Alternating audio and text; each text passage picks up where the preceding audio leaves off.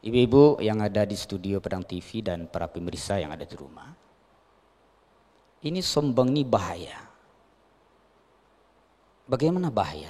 Dalam hadis sahih yang disampaikan oleh Rasulullah sallallahu alaihi wasallam yang diriwayatkan oleh Imam Al-Bukhari, la yadkhulul jannah man kana fi qalbihi mithqalun dzarratin min kibrin.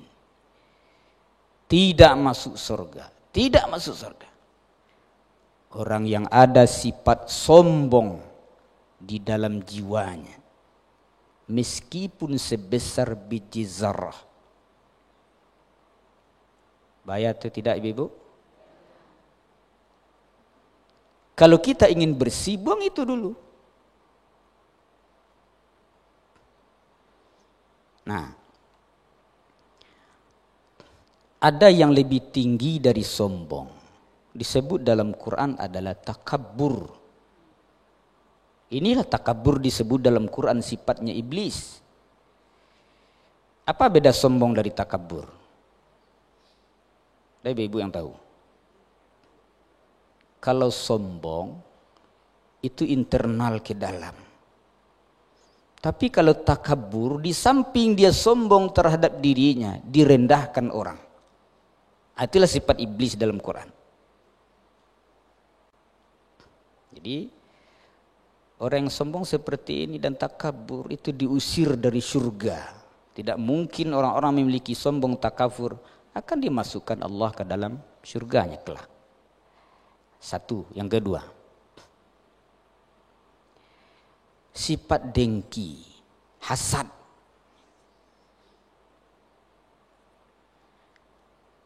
Ini harus kita buang di dalam ruhani kita. Ini bahaya juga ibu-ibu sekalian. Mengapa dikatakan bahaya? Nah, ini ada hadis Nabi juga menyampaikan tentang hasad ini. Iyakum wal hasad, fa innal hasad yakulul hasanat kama yakulun narul khatab.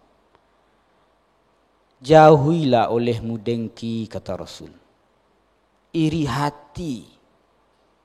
Karena dengki itu akan memakan kebaikan sebagaimana api memakan kayu bakar.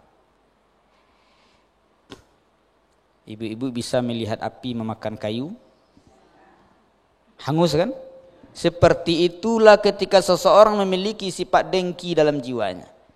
Meskipun dia ibadah, datang ke masjid, puasa, maka kebaikannya itu dimakan oleh dengki. Ibu-ibu tahu apa itu dengki? Apa indikasinya? Kita membaca bahwa kita memiliki sifat itu atau tidak. Tidak usah misalnya kita kaji orang lain dulu. Kita coba mengkaji diri. Kita memiliki sifat dengki atau tidak? Ada indikasi atau tidak? Indikasinya begini. Kalau ada sebuah perasaan senang, melihat orang berada dalam keadaan susah. Ada orang susah, tetangga kita susah, senang rasanya. Ketahuilah, kita tidak perlu jauh-jauh mendeteksi bahwa kita sesungguhnya telah memiliki penyakit dengki. Atau sebaliknya, susah sendiri ketika melihat orang berada dalam keadaan senang. Kalau ekonominya naik, ada hal-hal yang baru dibelinya, seolah-olah kita gelisah sendiri. Ini kata orang Minang,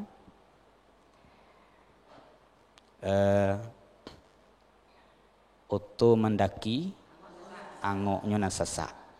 Nah, ini bahaya ibu-ibu. Ini penyakit yang paling banyak dalam masyarakat kita. Ini yang harus kita buang. Nah, ibu-ibu yang ada di studio Padang TV dan para pemirsa yang ada di rumah. Ini langkah yang disebut dengan takhalli. Itu pembuang seluruh hal-hal yang menempel di dalam ruhani dan hati kita selama ini. Buang. Kalau ingin kita melakukan tazkiyatun nafs, membersihkan jiwa ini. Nah,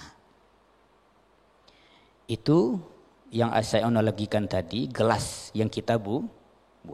Sekarang gelas tadi kosong. maka kita isilah gelas tadi dengan air-air yang bersih, jernih dan cemerlang.